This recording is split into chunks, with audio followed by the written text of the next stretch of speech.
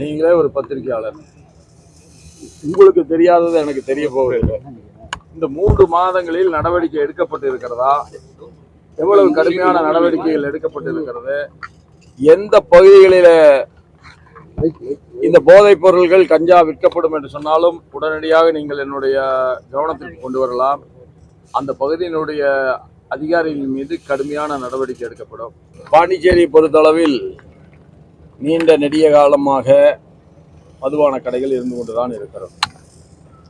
எந்தெந்த இடங்களில் இது குடியிருப்பவர்களுக்கு இடைஞ்சலை தருகிறதோ அந்த இடங்களில் எல்லாம் இது தடை செய்வதற்கான முயற்சியை மேற்கொள்வோம். போதைப் பொருள் என்பதிலே இந்த மதுவை கொண்டு வந்தோம் என்று சொன்னால் அது நடைமுறையிலே சாத்தியமில்லை. போதைப் பொருளை மதுவிலே இருந்து தனியாக எடுக்க வேண்டும் என்று நான் கருதுகிறேன். முதலில் போதைப் பொருள்களை முற்றிலுமாக ஒழித்தெடுப்போம்.